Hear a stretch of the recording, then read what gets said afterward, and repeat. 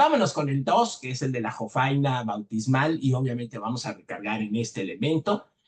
teniendo en cuenta lo que ya mencionaba. Ya tenemos la situación presente y ahora nos vamos a ir hacia el pasado. Ese pasado nos va a traer una serie de experiencias que van a marcar al personaje y que luego van a actuar como huellas mnémicas, como experiencias que van a quedarse en el presente, pero necesitamos ir al pasado para luego saber cómo es que están en el presente. O dicho en otras palabras, qué de lo que he venido diciendo hasta ahora de su situación actual tiene relación con este chico que se quedó huérfano tanto de padre como de madre.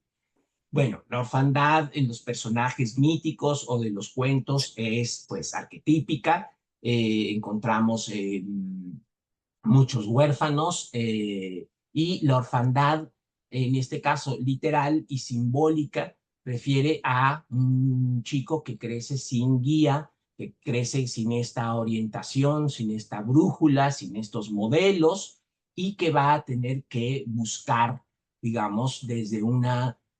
sensación de exilio, desde una sensación de marginación, de falta de cariño, de aprecio, pues su camino en la vida. En buena medida, este Hans Castorp está representando una,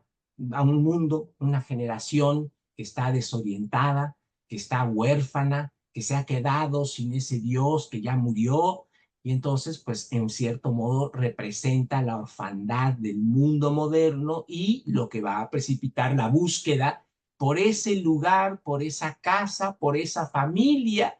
que probablemente también algo tendrá que ver con su estancia. Abuelo, decía a veces el joven Hans Castorp al entrar en el gabinete, poniéndose de puntillas para acercarse a la oreja del anciano. Enséñame la jofaina bautismal, por favor. El anciano sacaba del compartimento del centro una jofaina redonda de plata muy ennegrecida que se hallaba sobre una bandeja también de plata y mostraba los dos objetos al muchacho, separando uno de otro y volviendo cada uno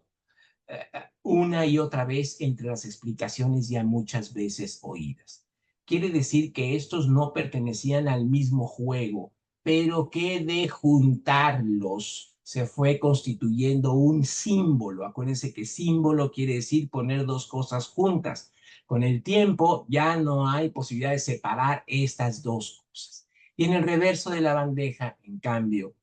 en los distintos tipos de letras correspondientes estaban grabados los nombres de los cabezas de familia que en el transcurso de los tiempos habían sido propietarios del objeto. Ya eran 7 y junto a cada uno figuraba también el año de la transmisión de la herencia y el anciano de la corbata de lazo se los iba señalando uno tras otro a su nieto con la punta del índice en el que llevaba el anillo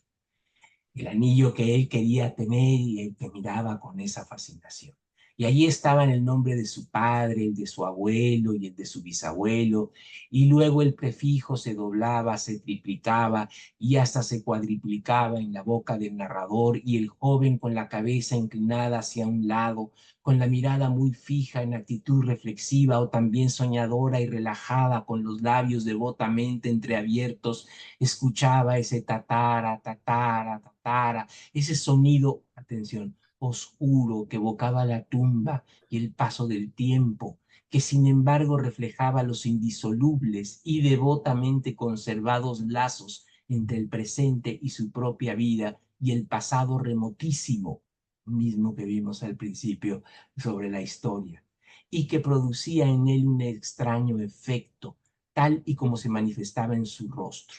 El sonido de aquellas sílabas hacía que en su interior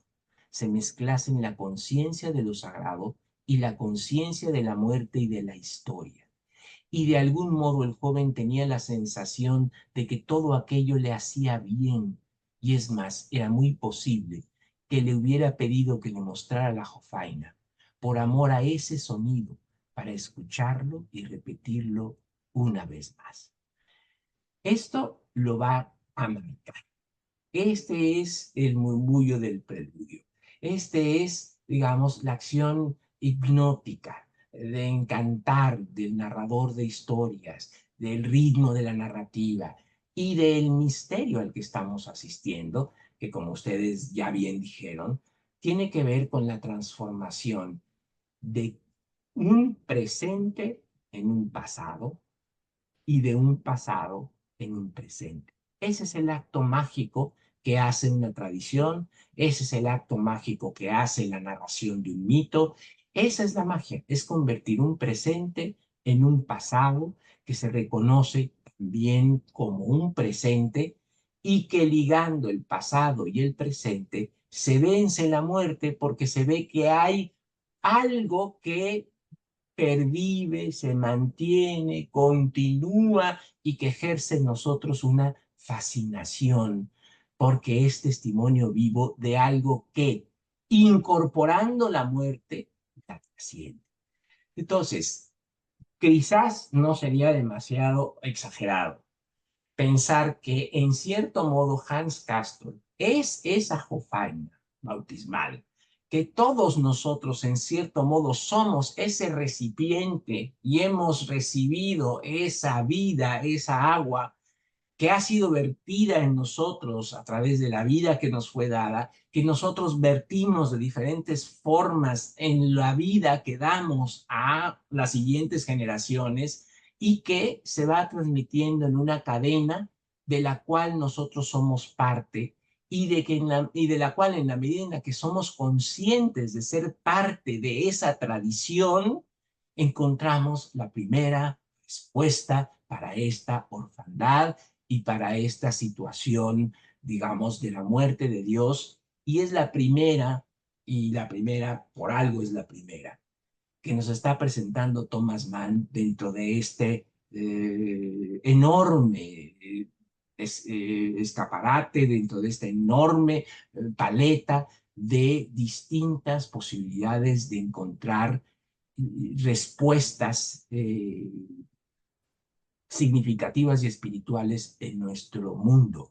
Y la primera respuesta de todas, o la primera posibilidad, no respuesta, pero el primer planteamiento de Thomas Mann es la tradición. ¿Y qué